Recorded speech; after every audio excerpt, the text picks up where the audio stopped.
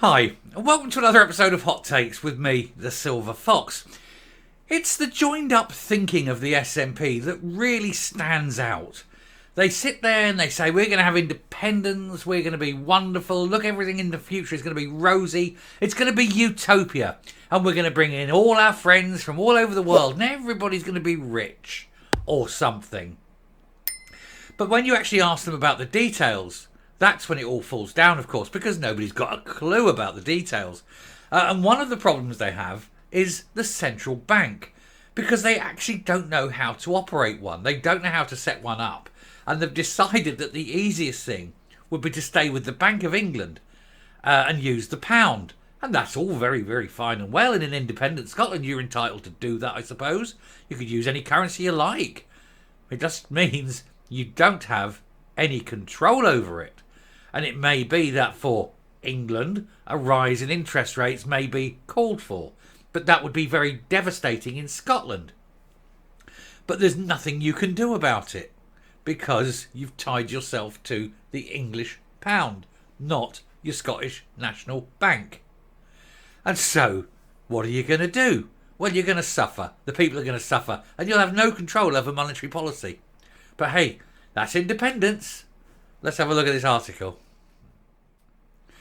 Now, honestly, you'd think they would sit there and try and work out what to do. You wouldn't just go in, create an independent country, and then be totally reliant upon another independent country over who you have no say, to control your monetary policy, to control your exchange rate, to control your interest rates, to control everything.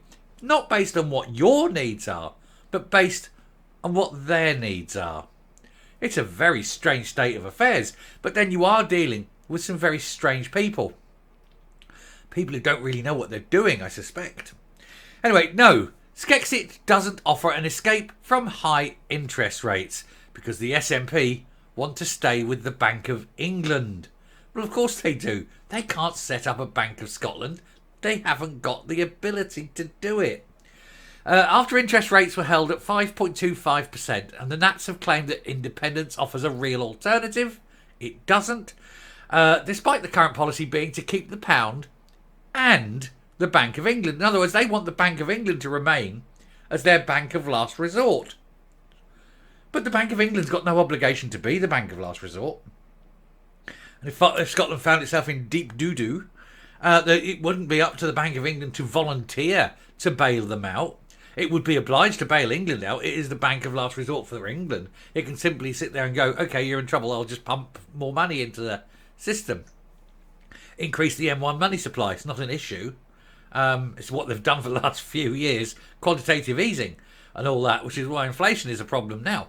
But that's a separate video. But the point is, that's for England, and that'll be fine. But not for Scotland. Scotland's in trouble. Bank of England won't do a thing. It's not their bag, baby.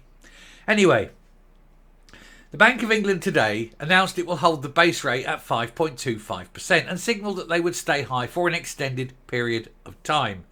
Chancellor Jeremy Hunt put a brave face on news despite the gloomier than expected economic forecast. He said inflation is falling, wages are rising and the economy is growing. The UK has been far more resilient than many expected, but the best way to deliver prosperity is through sustainable growth. And growth requires a little bit of inflation. Just a little bit, not a lot. But this isn't an economics lesson. Anyway, the SNP seemed delighted by the announcement, and they claimed with a weary predictability that the interest rates would be lower if only Scotland were independent. How can that possibly be, since if it was and you're sticking with the Bank of England, you would have no say at all over the interest rates? I got to tell you, it's almost as though they don't understand how this works. Anyway, given that Shona Robertson is currently in charge of the devolved finances, so that shows how much trouble you're truly in, because she's a moron, and also that the SNP has managed to blow a £1 billion hole in its Holyrood budget, this is something of a bold claim. You possibly hear the dog in the background. Someone's dared to walk past the house, I think.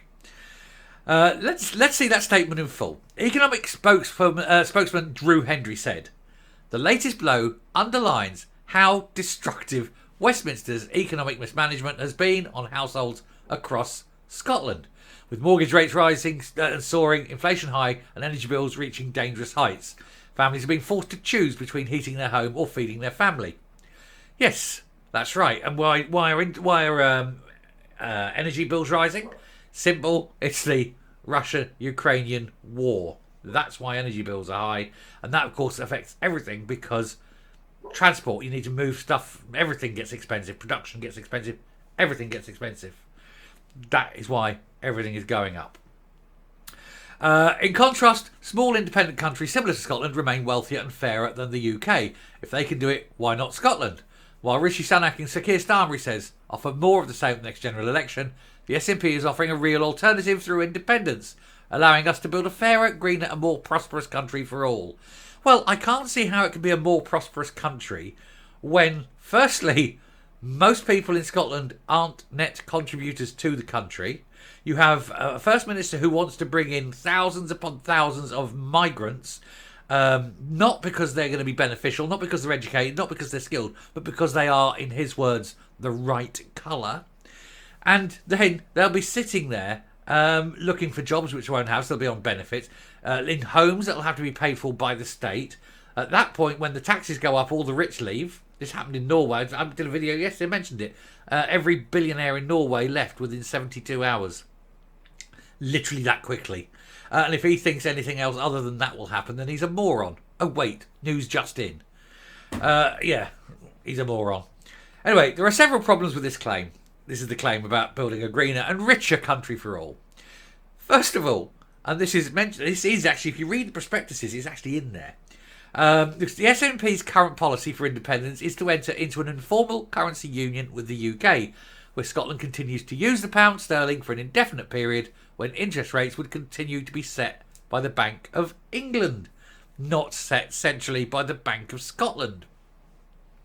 Because you haven't got one. Yes, I know you've got one in name, the Bank of Scotland, the Royal Bank of Scotland, but it was not, or it is not, your central bank. It is not the Banco Centrale of the Republic, is it? And it won't be because they just literally can't do it.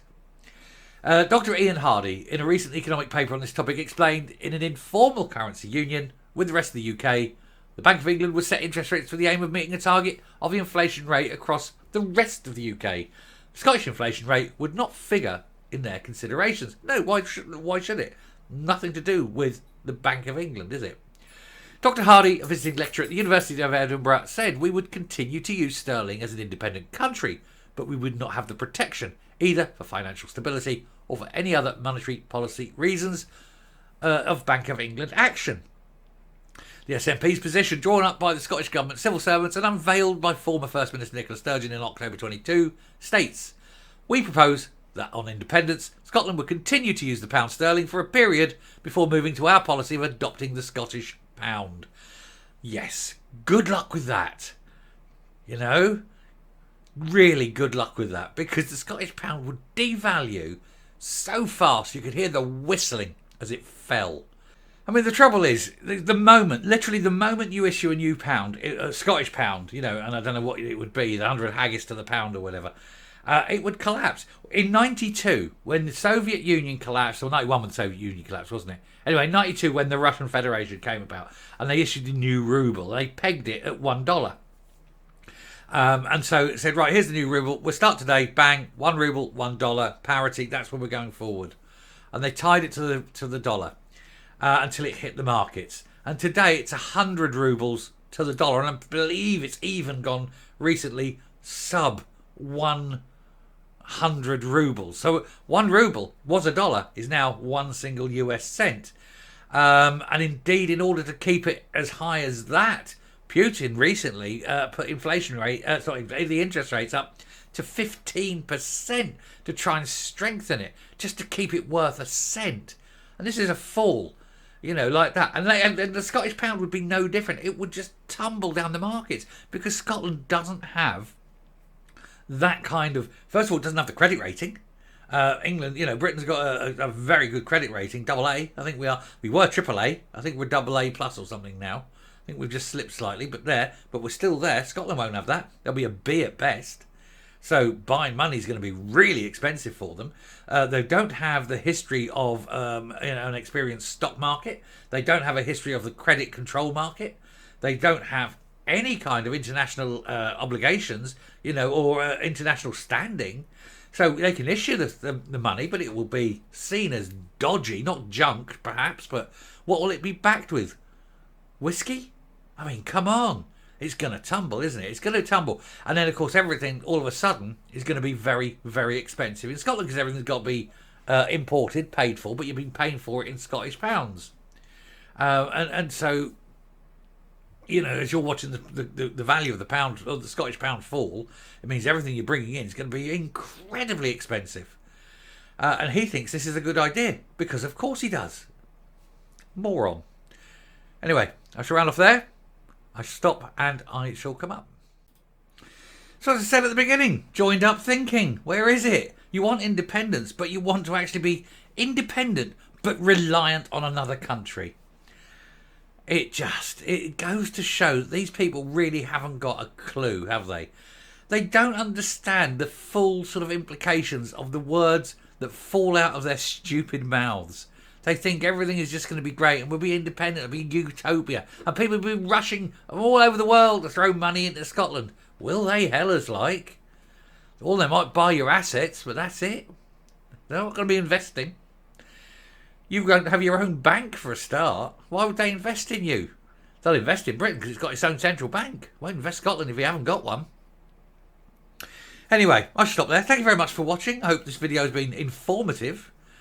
It's certainly been a laugh, hasn't it? I mean, you can't get over how stupid these people are. Anyway, till next time, stay safe, stay well, and remember, 100 haggis to the pound. Yeah, it's not going to be very good, is it? Bye.